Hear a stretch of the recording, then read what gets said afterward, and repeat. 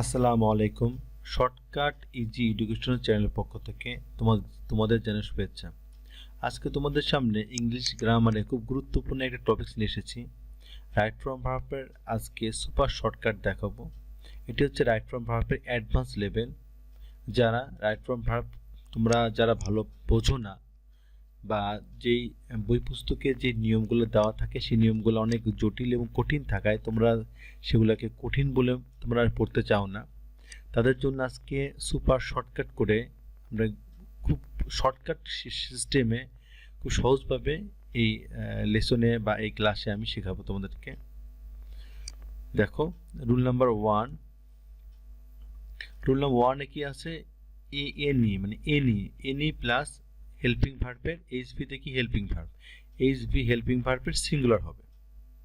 তাহলে কি হবে, এনি যোগ হেল্পিং ভার্বের সিঙ্গুলার, অর্থাৎ এনির পরে সবসময় ভার্বের হেল্পিং ভার্বের কি হবে, সিঙ্গুলার হবে।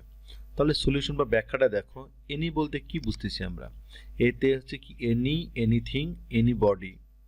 এনতে কি হবে, নান, নাথিং, নো বডি। এবং ইতে কি হবে, এভরিবডি, এভরিথিং হবে। তাহলে কি বোঝানো হচ্ছে, এনি এর পরে কি হবে, হেল্পিং ভার্বের সিঙ্গুলার ফর্ম হবে। তাহলে আমরা এনি দিয়ে কি হয়, এতে কি হয়, এনতে কি হয়, ইতে কি হয়, আমরা এগুলো বুঝতে পারলাম। এখন এক্সাম্পল দেখলে আরো ভালো বুঝতে পারবো। দেখো anybody dash stolen my pen, এখানে খেয়াল করো এখানে এনি আছে কিন্তু, তাহলে শূন্যস্থানে কি হবে, আমরা একটা হেল্পিং ভার্ব বসাবো। এখন যেহেতু এটা প্রেজেন্ট পারফেক্ট টেন্স, সেটা হ্যাজ এবং হ্যাভ হবে। এনি থাকার কারণে আমরা এই ভার্বটাকে আমরা কি বসাবো, আমরা সিঙ্গুলার করবো, কারণ হ্যাজ এবং হ্যাভের মধ্যে আমরা জানি হ্যাজ হচ্ছে সিঙ্গুলার, তাই আমরা বসাচ্ছি এখানে হ্যাজ বসাচ্ছি। তারপরে এক্সাম্পলটা দেখো, nothing is important in life, এখানে এনতে কি নাথিং ছিল তাই না, তাহলে নাথিং এর পরে কি হবে, ভার্বের সিঙ্গুলার হবে। যেহেতু এই সেন্টেন্সটা প্রেজেন্ট টেন্সের, তাই এই আমরা জানি এম ইজারের মধ্যে থেকে, এম তো বিশেষ করে ইজ এবং আর এর ভিতর থেকে, ইজ হচ্ছে সিঙ্গুলার ফর্ম এবং আর হচ্ছে প্লুরাল ফর্ম। তাই নাথিং এর পরে সবসময় কি হবে, নাথিং এর পরে সিঙ্গুলার হবে। আমরা শিখেছি নাথিং এর পরে কি হবে, সবসময় সিঙ্গুলার হবে। নাথিং এর পরে আমরা সিঙ্গুলার হিসাবে ইজ বসিয়েছি। তারপরে এক্সাম্পলটা দেখো, everybody was enjoying football match between Brazil and Costa Rica. এখন ইতে কি ছিল, এভরিবডি এভরিথিং ছিল, তাহলে এখানে কি আছে, এভরিবডি। তাহলে আমরা আমরা জানি এনি এর পরে কি হয়, হেল্পিং ভার্বের সিঙ্গুলার ফর্ম হবে। এখানে everybody was enjoying football match, এখন মানে আমরা উপভোগ করেছিলাম কি, ফুটবল ম্যাচ বিটুইন ব্রাজিল এবং কোস্টারিকার মধ্যে ফুটবল ম্যাচ উপভোগ করেছিলাম। এটা কিন্তু পাস্ট কন্টিনিউয়াস টেন্স দেওয়া আছে, এখানে কিন্তু দেখো পাস্ট কন্টিনিউয়াস টেন্সে ওয়াজ এবং ওয়ার থাকে আমরা জানি। তাহলে এখানে আমরা এভরিবডি থাকার কারণে ভার্বের সিঙ্গুলার হবে। আমরা সবাই জানি ওয়াজ এবং ওয়ার ভিতর থেকে সিঙ্গুলার ফর্ম হচ্ছে ওয়াজ। তাহলে এই তিনটে এক্সাম্পল দিয়ে আমরা শিখতে পারলাম রুল নাম্বার ওয়ানটা। দেখো খুব ম্যাজিকের মতো এতগুলো নিয়ম, এতগুলো ওয়ার্ড কিন্তু মুখস্থ করতে কিন্তু আসলে মনেও থাকে না, বোঝাও যায় না, ঠিক আছে। তাহলে আমরা কি শিখলাম, রুল নাম্বার ওয়ানে জাস্ট 30 সেকেন্ড রিভিউ করি। এনি এর পরে কি হবে, এনি এর পরে যদি কোনো শূন্যস্থান থাকে, তাহলে সেই শূন্যস্থানে কি হবে, হেল্পিং ভার্ব বা সাহায্যকারী ভার্বের এসভিতে কি হেল্পিং ভার্ব, সাহায্যকারী ভার্বের কি হবে, সিঙ্গুলার ফর্ম হবে। আর এনি দিয়ে কি কি হবে আমরা শিখলাম, এ দিয়ে কি হবে, এন দিয়ে, ই দিয়ে, তাহলে এই এনির পরে কি হয়, হেল্পিং ভার্বের সিঙ্গুলার ফর্ম হবে। তাহলে এটা কিন্তু সবাই আমরা বুঝতে পারলাম।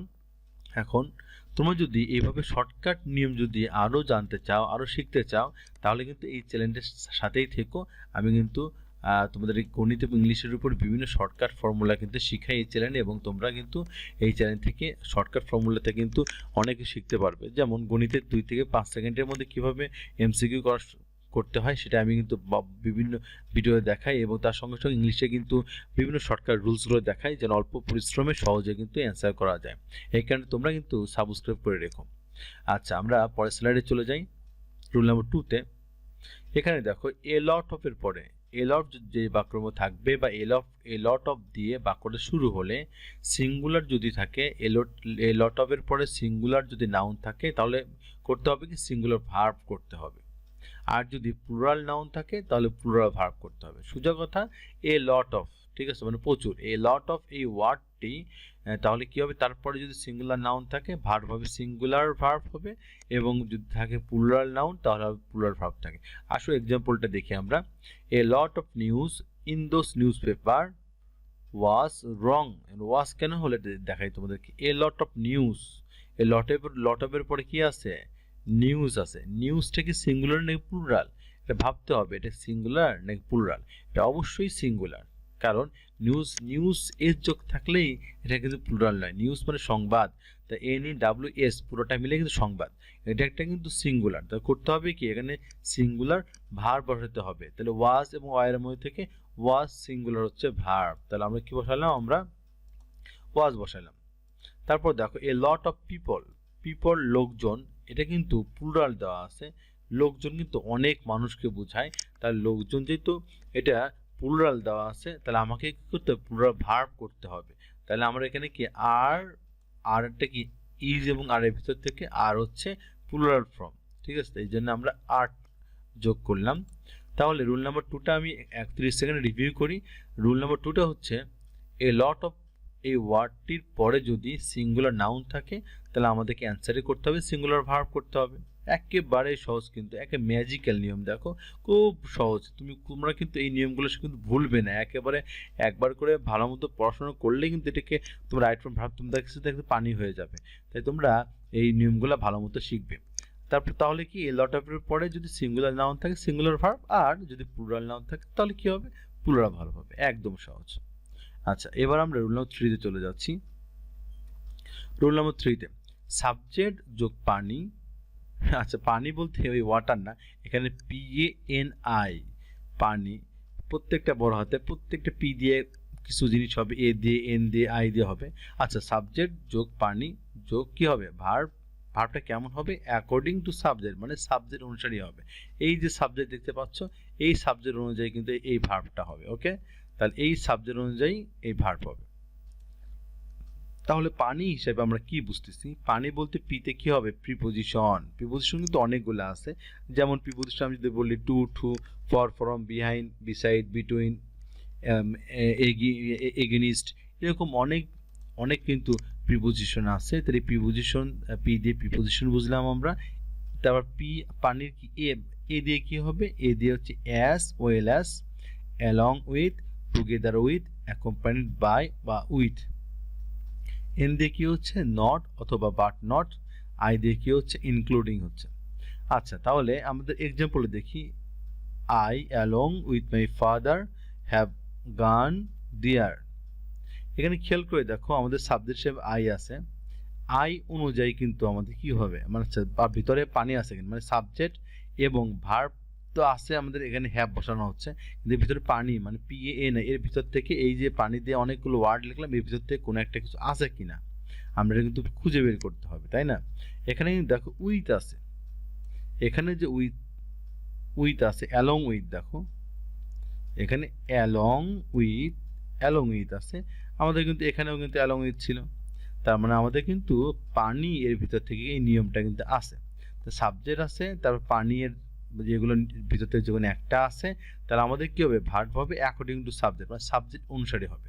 তাহলে কি শর্ত বলছিলাম, যে সাবজেক্টের পরে যে পানি থাকে তাহলে কি হবে, এই নিয়মটা প্রযোজ্য। সাবজেক্টের পরে কি হবে, পানি বলতে এগুলা, সাবজেক্টের পরে পানি হলে কি হবে, ওই সাবজেক্ট অনুযায়ী ভার্বটা লিখতে হবে। তাহলে আই তো সাবজেক্ট ছিল, আই অনুযায়ী ভার্বটা লিখতে হবে। এখানে দেখো মূল ভার্ব পিপি আছে গান, তাহলে এখানে হ্যাভ হবে, হ্যাভ আর হ্যাজের মধ্যে থেকে আয়ের সাথে কি বসে, হ্যাভ বসে তো, তাই না, এর জন্য কি বসলো, হ্যাভ বসলো।